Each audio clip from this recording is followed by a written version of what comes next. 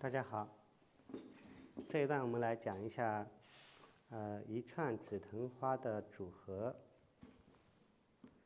要注意到的关系。首先，我们来讲一下大小。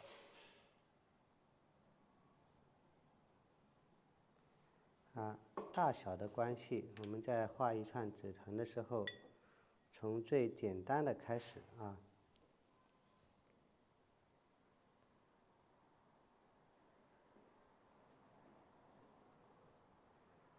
比如说，我们画一朵花，画一个小花苞。第一个小花苞出现以后，我们再出现一个，就要让它有大小关系。一大一小。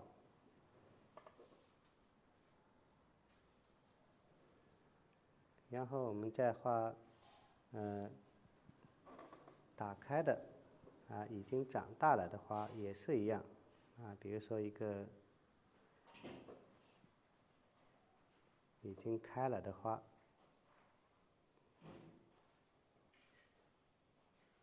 我们首先要把这些关系捋清楚，大花也有大小，小花苞也有大小，我们把它分开来练习。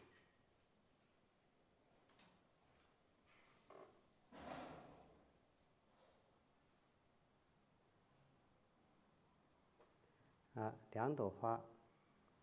有，这是3瓣，这是1瓣然后它的形状和它的形状是有区别的。我们再画一个，我们就把这个大小关系分开来讲这是一朵花，然后另外一朵花我们让它变一下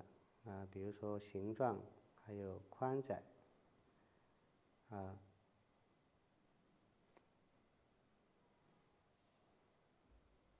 这个就小一点，这个大一点。大小关系分开来讲，它就很容易，因为在一张画里面，我们随时随处都运用到这个大小关系，但是很容易就把它忽略，把它忘记。那么我们把它分开来练习就非常的明显这是一个小花苞大小关系。比如说这里有一个枝长下来这2朵花就已经有大小关系了。大花也是一样，我们要把它分析的非常清晰在练习的时候，我们就是注意大小就可以了，其他的我们等一下再说。这一组大一点，长一点同样长一支过来这一组就短一点，2朵之间有大小。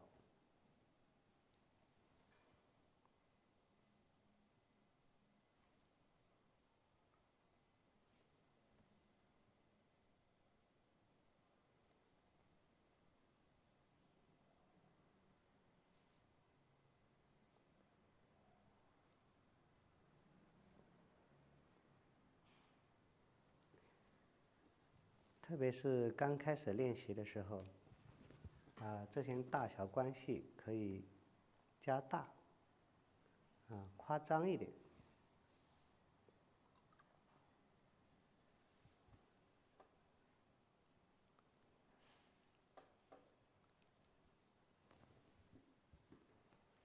比如说一朵大花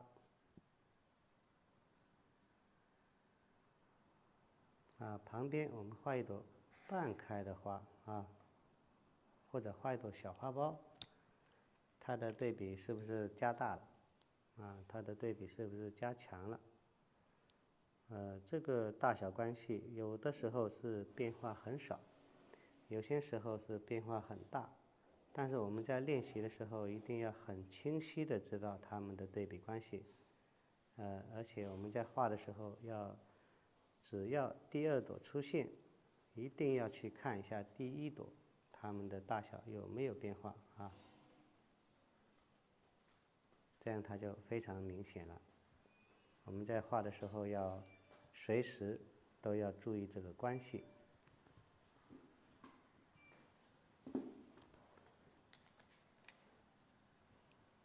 那么这个大小注意了以后，我们还要去注意它们之间的疏密啊。两朵之间有大小，3朵以上我们就要有疏密了。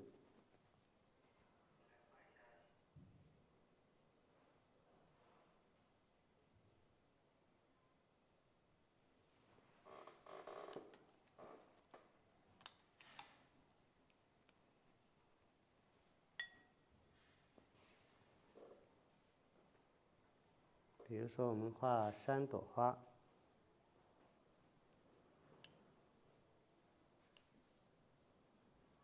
，3朵小花苞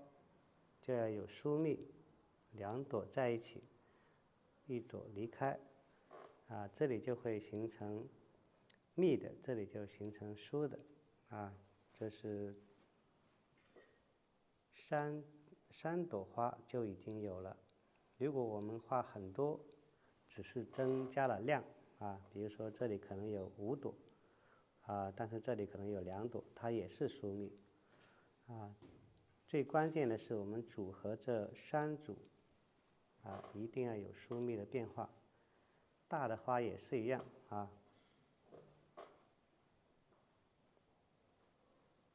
这个大的花瓣淡一点。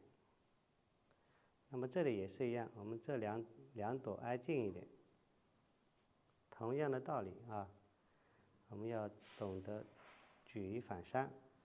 这2朵挨近的，那这朵我们离开一点，它和这个关系是一样的。我们在组合的时候就是这样去运用这样去按照这个思路去走，把这些关系都弄明白以后，把它们全部串联起来，那就有疏密、大小、浓淡、干湿各种关系都出来了。但现在我们练习的就是疏密明显，非常明显，它们的这个对比。所以刚开始初学的人就会搞不清楚，注意大小了又忘记了疏密忘记了注意疏密大小了又忘记了浓淡同是3朵，我们各种各样的角度比如说这里是1朵单的，上面是2朵，下面是1朵，我们可以上面是1朵，下面是2朵是一样的，只不过是换了一下位置，它的关系一点没变所以我们练习的时候最关键的就是把这些举一反三的知识掌握我们才有能力去自己画出自己想画的画面，还有我们去写生的时候才能够灵活运用。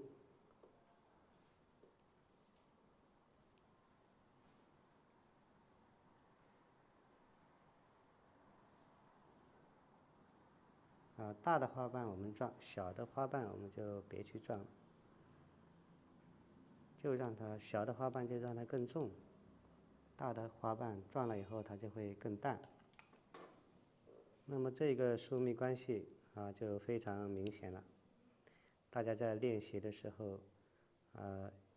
一定要练了以后要有收获要带有目的性的去练习，这样你练出来的才会有知识才会有目的，而且才会有收获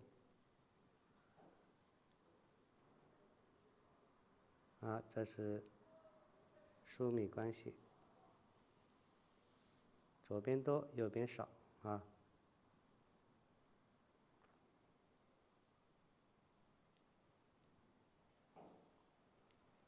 这个是上面多，下面少。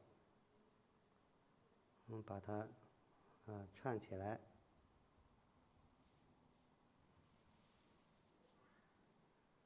同样的关系，只不过是这个是花苞，这个是大花啊，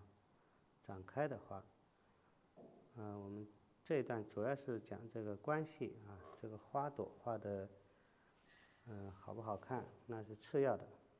我们最重要的是这个关系你做到了没有？你练习的时候有没有这个意识？有没有这个目的？然后有练习以后，你有没有收获？所以很多人练习了很多，而且练习了很久，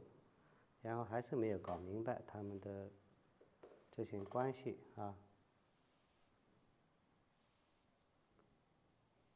这样它也是疏密关系，疏密关系那么我们在练习的时候可以以这个举一反三，我可以把这朵放到左边也可以把这两朵放到上面一点，也可以把这两朵放在这边，这一朵放到这里来随意的去改动，但是它的关系一点没有变它的这个对比一直都在，所以画的时候要有这样的思路去练习，我们练习就会有很大的、很快的这个进步